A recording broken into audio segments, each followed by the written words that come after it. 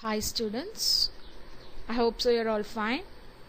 So this is our session 1 for 6th standard biology, and in this session we are going to see about chapter 2, the flower. So under this chapter we are going to cover the following topics: introduction, parts of the flower, types of flower, pollination and its types, agents of pollination, fertilization, the fruit and its types, the seed and its types, germination and conclusion. So previously you have studied about the parts of the flower in your previous classes. So here we are going to see elaborately. First, a flower, it is a beautiful and colorful part, and it is a reproductive part of the flower. So flower is a beautiful and colorful part of a plant which serves as a reproductive organ. So this flower is attached to a shoot by means of a stalk and pedicel. The tip of the stalk is enlarged and it is slightly flattened, and that portion is called thalamus. So for what purpose this thalamus is used? The petals and other fluoropals are attached to this thalamus only. Okay, so flower is a beautiful and colorful part which acts as a reproductive organ in the plant. Next, parts of the flower. If you take flower, there are 4 important whorls are there. Whorls are also called as rings. So calyx, corolla, androecium, gynoecium. If you take calyx, it is the outermost whorl, that is outermost part of the flower, and it is made up of tiny green leaf-like structures called sepals. So during the bud stage, it going to enclose this calyx is going to enclose the inner parts of the flower to provide the necessary protection to the growing bud. So it is going to act as a protective layer for the bud. The second part is corolla. It is made up of structure called petals. It is the inner ring. It is called as petals, and these petals are colorful and attractive because these are the part which is going to attract the insect for the pollination process. The next part is androecium. It is a male part of the flower. It contains the filament and the anther. So this anther further consists of a yellow powdery substance called pollen grains, also called as stamens, which is involved in the pollination process. So androecium, it is the male part of the flower. It can be classified as filament and anther. The anther further contains the yellow powdery substance which is called pollen grain, and this pollen grain is involved in the pollination process. So androecium, male part, is also called as stamens. The fourth one is gynoecium. It is a female part of the flower which is also called as carpel or pistil, and this contains 3 layers: style, stigma and ovary. So style, stigma, ovary. So these are the 3 parts which is involved in the female part of the flower, where the pollen grain is going to reach and fertilization process takes place. So this is what the 4 important parts of the flower. Next, here I have shown you a picture, the parts of the flower. See the top stigma, and the style is running, which is connected with the ovary. Inside the ovary we have the ovules. So altogether it is called a pistil. And the next is androecium. Here anther, the yellow color is anther, and a filament thread-like structure, it's called a filament. So anther and filament together form the androecium. It is the stamen, petals, and the greeny leaf-like structure, sepal. So this is what the inner part of the flower. The next is types of flowers. So based on the presence of the 4 whorls and the reproductive part, the flowers can be classified as different groups. So first let us see based on the presence of 4 whorls. Based on the presence of 4 whorls, the flower can be classified as complete flower and incomplete flower. So when a flower is going to contain all the 4 parts in it, the calyx, corolla, androecium and gynoecium, then the flower is said to be a complete flower. And if any one of the 4 parts is missing from a flower, then the flower is said to be an incomplete flower. And based on the presence of reproductive part, it can be classified as bisexual and unisexual flowers. So plants, when it's going to have both male and female reproductive parts, that is androecium and gynoecium, then the flower is said to be a bisexual flower or hermaphrodite flowers. Unisexual, in some flowers, it's going to contain either the male or female reproductive part, and they are called as unisexual flowers. Next, the function of flower. So what is the main function of the flower? The main function is to produce seeds and fruits through the process of pollination. So what is the main function? It is going to produce the seeds and fruits through pollination process. What is pollination and its types? So pollination is nothing but the transfer of pollen grain from anther to stigma of a flower. So as I said before, the flower is going to produce the seeds and fruits through the pollination process. So what is that pollination? The transfer of pollen grain. The pollen grain from the anther, it's going to reach the stigma of the flower, and through the style it's going to reach the ovary, and after reaching the ovary it attaches with the ovule and it's going to produce a new seed for the further growth of another new plant. Okay, so this is what the pollination process, transfer of pollen grain from anther to stigma of a flower. If you take, the pollination can be done in 2 ways, that is self-pollination and cross-pollination. Self-pollination, it occurs either within a single flower or between flowers of the same plant. Here in this picture, A and B, you note down.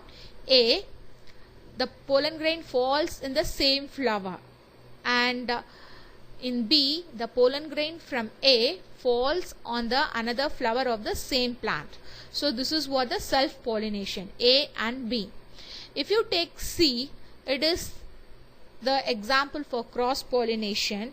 Here it occurs in flowers on different plants of the same kind. That is, the pollen grain from one flower is transferred to the stigma of the another flower of another plant, but the same kind. This is called cross-pollination. So these are the 2 types of pollination. Next, agents of pollination.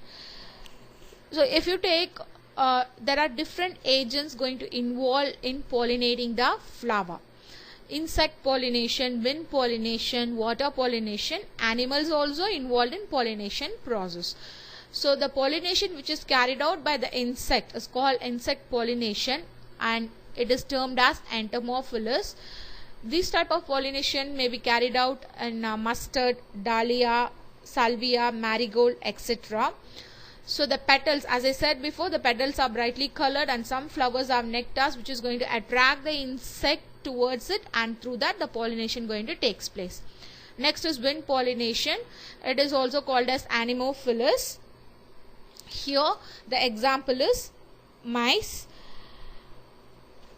The pollen grain is transferred from one flower to the stigma of the another flower or a plant through the wind, so that the pollen grain will be very lightweight. So it need not to be, the flower need not to be very brightly colored, or it need not to produce any nectars, because the wind only is going to carry the pollen grain from one plant to the other plant. Next is water pollination. The water pollination is also called as hydrophilous. So best example is Vallisneria.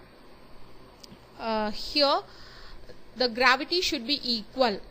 Which gravity should be equal? The gravity of the pollen grain should be equal to that of the water, so that the pollen grain can easily float in the water and it can reach the stigma of the female flower. Next is zoophilous. That is, the pollination which is carried out by the animals is called zoophilous. So some of the birds also included in the pollination done by animals. So these are the some of the agents involved in pollinating the flower. Next is fertilization. So after the pollination process, what's going to happen? After the pollination, the fertilization process going to take place. So what is fertilization? Fusion of male and female gametes, which is result in the formation of zygote. So this is the definition for the fertilization. Fusion of male and female gamete, which results in the formation of zygote. So in flowering plants, which is the male part, as I said in the previous slide, the pollen grains are the male gamete and the ovule inside the ovary is the female gamete. This pollen grain and the ovule going to fuse together and it undergoes the fertilization process, which results in the formation of zygote. So here I have given you the picture, the process of fertilization. Next, after fertilization, what going to happen? The formation of fruits and seeds. So here we are going to see about the fruit first. So fruit, the enlarged ripened ovary. After the fertilization, some of the changes going to take place in the parts of the flower. So in that first is the ovary is going to change as a fruit. So ovary changes to fruit, ovule changes to seed. So first we'll see about the fruit. So enlarged ripened ovary and the fruit wall enclosing the seeds, which protects and help in seed dispersal. So here in your book they are talking about a false fruit. So what is false fruit? The main fleshy part of the fruit which we eat, while the ovary remains a small central part containing seeds. Such fruits are called false fruits. So some of the ovary remains a small central part containing the seeds. So that type of fruit is called the false fruits. Example, apple. And the next is parts of a fruit. A fruit contains two parts, a pericarp or a fruit wall and the seeds. So this pericarp can be classified as three major parts, that is epicarp, mesocarp, endocarp. Epicarp, the outer thin protective covering of the fruit. The outer layer of the fruit is called the epicarp, and mesocarp, it is a sweet fleshy edible middle layer. Okay, next to the epicarp there is a sweet fleshy layer which is called the mesocarp. Endocarp, it is the inner hard part of the fruit that contains the seeds. So these are the parts of the fruit. And further, the fruit can be classified as fleshy fruits and dry fruits. A fleshy fruit is one in which the entire pericarp is soft and fleshy, that is pulpy. The entire fruit is soft and pulpy. Example, grapes, tomato, papaya. Most of the fruits are fleshy fruits. The next is dry fruits. In a dry fruit, the pericarp is not pulpy and encloses the seeds. Okay, the pericarp, it's not pulpy but it encloses the seeds. Example, walnut. And what is the function of the fruit? So the first is it's going to protect the seed from the unfavorable environmental conditions, and also fruit stores food inside them, and fruits also help in dispersing the seed. So three functions, the three main functions of fruits are: one is to protect the seed, another one is as a storage of food, and for dispersing the seeds. So these are the three main functions of the fruit. Next is seed and its type. So after fertilization, ovary changes as fruit and the ripened ovule changes as seed, which contains the embryo. That embryo is going to grow into a new plant. So based on the presence of cotyledons, that is, cotyledon means seed leaf. Based on the presence of cotyledons, the seed are classified as two types. One is monocotyledon, another one is dicotyledon. So the seed which contains one seed leaf is called monocotyledon, example maize, and the seed which is going to have two seed leaves are called dicotyledons, example bean. Next is the structure of bean seed. So usually most of the bean seed, it is kidney shaped, that is convex and concave, and it is greenish outermost covering called seed coat. Okay, so the seed, it contains a thin greenish outermost covering called seed coat, and this seed coat can be either classified as testa and tegmen. The outer exposed part, the outermost part of the seed coat is called testa, and the inner part is called tegmen, and it is a thin membrane which lies under the testa. So the tegmen is a layer which is very thin, lies very next to the testa. So what is the work of the seed coat? The seed coat, it is going to protect the seed from insects and bacteria as well as from mechanical injury.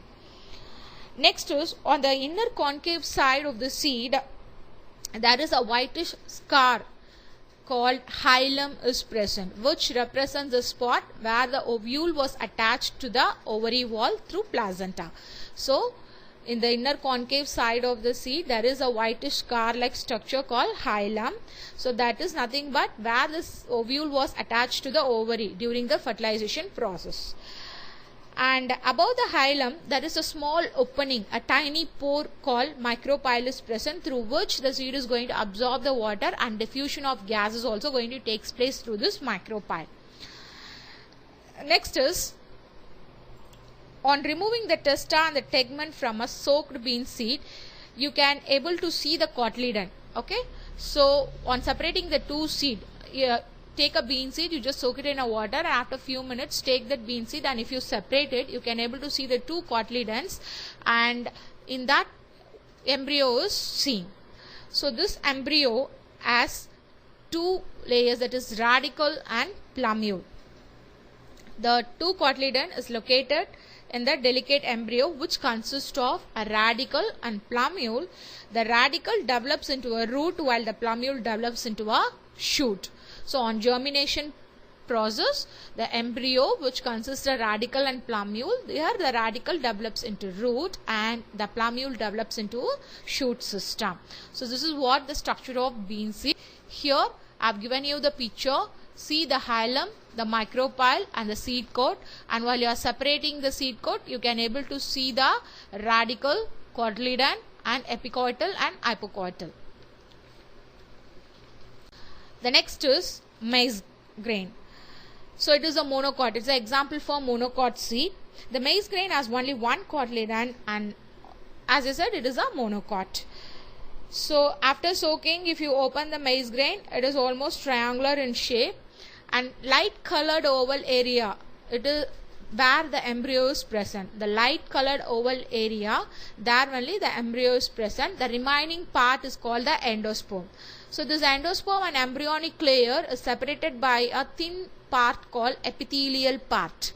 Okay, and this endosperm is rich in protein, and it is surrounded with the protein layer. So the endosperm, it is surrounded by a protein rich layer called alurene layer, and the lower portion is the cotyledon, and this is what the structure of the maize grain monocot seed. Next is germination. So what is germination? The process by which the embryo in the seed becomes active in the presence of water, air and favorable temperature. The process of formation of a seedling developed from the embryo. This is called germination. So what are the conditions we need for germination? The three major conditions we require is water, air and favorable or suitable temperature. Next is types of germination. If you take the germination types based on the epicotyl and hypocotyl elongations, the germination can be classified as hypogeal germination and epigeal germination. Hypogeal germination, the cotyledon remains underground. Okay, the cotyledon will not come above the ground. The cotyledon is going to remain underground. It is a hypogeal germination, and when the cotyledon is going to elongate above the ground is the epigeal germination. So I have given you the picture here. See, the cotyledons are remaining inside in the hypogeal germination, and the cotyledons are coming out of the ground in the epigeal germination.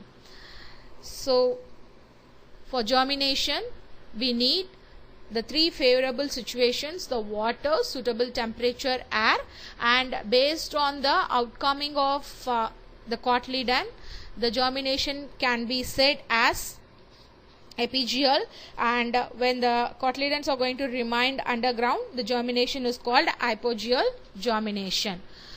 So after germination, the seedling, the new plant is going to rise. So from the seedling, the new plant will grow, and it keeps on growing and it reaches the maturity. So once it attains a maturity, it's going to produce a flower, and this flower, on pollination and fertilization, in turn it's going to produce a seed, and this seed again it's going to change as a new plant. So this is what the cycle is going to rotate.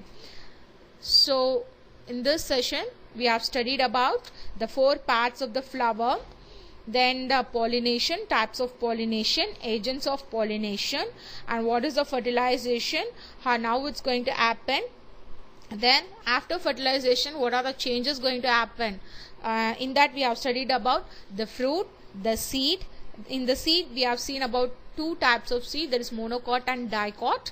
Dicot seed, example bean seed, and monocot we have seen about maize grain. And then germination, the 2 types of germination we have seen, epigeal germination and hypogeal germination, and what are the favorable conditions required for the germination. Okay children, so this is all about your chapter 2 in your biology. I think you all understood. See, if you have book, after this video got over, just go through the book. If you have any doubt, you just mark it and keep. And I hope so you're all staying at home. Please stay home, stay safe, and have a nice day. Very soon I'll meet you with the next video. Thank you very much. Have a nice day.